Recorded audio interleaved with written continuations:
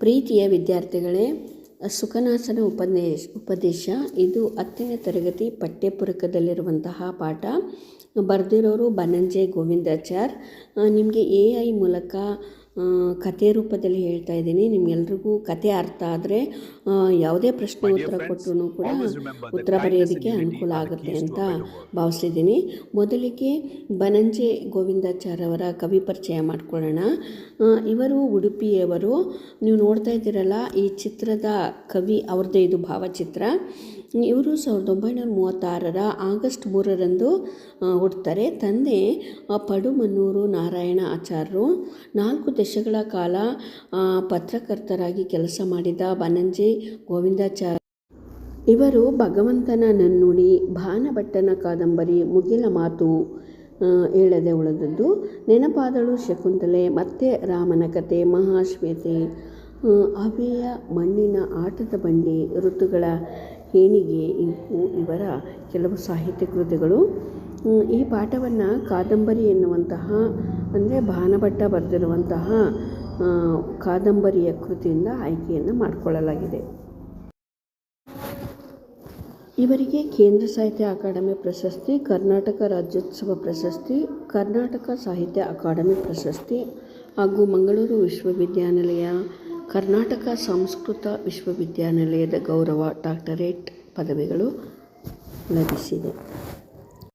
ಬನಂಜೆ ಗೋವಿಂದಾಚಾರ್ಯರು ಸುಖನಾಸನ ಉಪದೇಶ ಪ್ರವೇಶ ಭಾಗದಲ್ಲಿ ಏನು ಹೇಳಿದ್ದಾರೆ ಅಂತ ನೋಡೋಣ. ಹಣವು ಅನರ್ಥಗಳನ್ನು ಸೃಷ್ಟಿಸುತ್ತದೆ ಎಂಬುದನ್ನು ಮಹಾತ್ಮರು ಹೇಳಿದ್ದಾರೆ. ಹಣವು ತಾನಾಗಿಯೇ ಅನರ್ಥಗಳನ್ನು ಉಂಟು ಮಾಡುವುದಿಲ್ಲ. ಅದು ಯಾರ ಹತ್ರ ಬರುತ್ತೋ ಆ ವ್ಯಕ್ತಿಗೆ ಅನರ್ಥಗಳನ್ನು ಉಂಟು ಮಾಡುತ್ತೆ.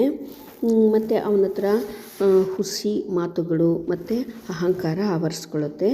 ದುಡ್ಡಿನಿಂದ ಏನಾದರೂ ಮಾಡಿಕೊಳ್ಳಬಲ್ಲೆ ನಾನು, ಯಾರನ್ನಾದರೂ ತನ್ನ ಅಡಿಯಾಳನ್ನಾಗಿ ಮಾಡ್ಕೋಬಲ್ಲೆ, ಮತ್ತು ನಾನು ಹೇಗಾದರೂ ಬದುಕಬಲ್ಲೆ ಎನ್ನುವಂಥ ಅಹಂಕಾರ ಹುಟ್ಟುತ್ತಲ್ಲ, ಅದರಿಂದಲೇ ಅನರ್ಥಗಳು ಸೃಷ್ಟಿಯಾಗ್ತಾ ಹೋಗುತ್ತೆ. ಸಂಪತ್ತು, ದುಡ್ಡು, ಅಧಿಕಾರ, ಭೂಮಿಯ ಒಡೆತನ ಇವೆಲ್ಲ ಯಾವುದೂ ತನ್ನದಲ್ಲ. ಅವೆಲ್ಲದರ ಮೇಲ್ವಿಚಾರಕ ಮೇಲಿದ್ದಾನೆ ಎನ್ನುವ ವಿವೇಕ ಅರಸನಿಗಿರಬೇಕು. ಆತನಿಗೆ ಬುದ್ಧಿವಾದ ಹೇಳುವಂಥ ಹಿರಿಯ ಮಂತ್ರಿಗಳು ಅರಮನೆಯಲ್ಲಿರಬೇಕು. ಈ ಅಧ್ಯಾಯದಲ್ಲಿ ಯುವರಾಜ ಪಟ್ಟಕ್ಕೇರುತ್ತಿರುವ ಓರ್ವ ರಾಜಕುಮಾರನಿಗೆ ಅಂಥ ಹಿರಿಯ ಮಂತ್ರಿಯೋರ್ವ ಉಪದೇಶ ಮಾಡುವಂತಹ ಸಂದರ್ಭ ಈ ಪಾಠದಲ್ಲಿ ಇದೆ. ಮಂತ್ರಿ ರಾಜನಿಗೆ ಹೇಳುವಂತಹ ಮಾತು: ಉಪದೇಶವನ್ನು ಮಾಡಬೇಕಾದ್ರೆ ನಿನ್ನಂಥವನನ್ನು ಆಯ್ಕೆ ಮಾಡ್ಕೋಬೇಕು. ಯಾಕಂತಂದರೆ ನಿರ್ಮಲವಾದಂತಹ ಮನಸ್ಸು ಉಪದೇಶಗಳನ್ನು ಕೇಳೋದಕ್ಕೆ ಸಾಧ್ಯ. ಸ್ಫಟಿಕ ಮಣಿಯಲ್ಲಿ ಮಾತ್ರ ಚಂದ್ರನ ಬೆಳಕು ಪ್ರತಿಫಲಿತವಾಗಲು ಸಾಧ್ಯ. ಗುರುಗಳ ಮಾತು ಎಷ್ಟೇ ಪರಿಶುದ್ಧವಾದರೂ ಮೂರ್ಖನಾದವನಂಥ ಕಿವಿಗೆ ಅದು ಒಂದು ಹೊರೆಯಾಗಿ ಕಾಣಿಸುತ್ತೆ. ಅಂಥವರು ಕಿವಿಯೊಳಗೆ ಹಿತವಚನವಕ್ಕಾಗ ಕಿವಿಗೆ ತಿಳಿ ನೀರು ಬಿಟ್ಕೊಂಡ್ರೆ ಎಷ್ಟು ಸಂಕಟ ಪಡ್ತಾರೋ ಅಷ್ಟೇ ಸಂಕಟವನ್ನು ಪಡ್ತಾರೆ. ಆದರೆ ಸಜ್ಜನರಿಗೆ ಗುರುಗಳ ಮಾತು ಅಥವಾ ವಚನ ಎನ್ನುವುದು ಕಿವಿಗೆ ಒಂದು ಆಭರಣ ಇದ್ದಂಗೆ. ಅದರಿಂದ ಅವರ ಶ್ರೀಮುಖ ಇನ್ನಷ್ಟು ಶ್ರೀಮಂತವಾಗುತ್ತದೆ. ಮುಸ್ಸಂಜೆಯ ಚಂದ್ರ ಕತ್ತಲನ್ನು ಕಳೆಯುವಂತೆ ಬಗೆಯ ಕೊಳೆಯನ್ನೆಲ್ಲ ಹಿತವಚನ ತೊಳೆದು ಬಿಡುತ್ತದೆ.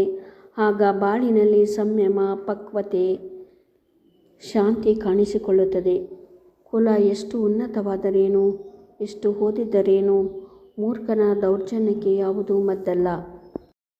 ಚಂದನ ಅಂದರೆ ಶ್ರೀಗಂಧ. ಶ್ರೀಗಂಧ ಬೆಂಕಿಗೆ ಇಟ್ಟಾಗ ಅದು ಸುಟ್ಟೇ ಸುಡುತ್ತದೆ. ನಂತರ ನೀರು ಬಿಟ್ಟಾಗ ಅದು ಹಾರುವುದು ಸಹಜ. ಅದೇ ಥರ ಸಮುದ್ರದಲ್ಲಿರುವಂತಹ ಬೆಂಕಿ ಕೂಡ ಅದು ಭುಗಿಲೇಳುವುದು ಸಹಜವಾಗಿರುತ್ತದೆ. ಮೂರ್ಖರ ಸ್ವಭಾವಕ್ಕೆ ಇದು ಒಳ್ಳೆಯ ಉದಾಹರಣೆಯಾಗಿದೆ. ಗುರುಗಳ ಉಪದೇಶ ಹೇಗಿರುತ್ತೆ ಅಂದರೆ, ಮನುಷ್ಯನ ಹೊರಗಡೆ ಕೊಳೆಯನ್ನು ತೊಳೆದು ಬಿಡುವ ಶಕ್ತಿ ಅದಕ್ಕಿರುತ್ತದೆ.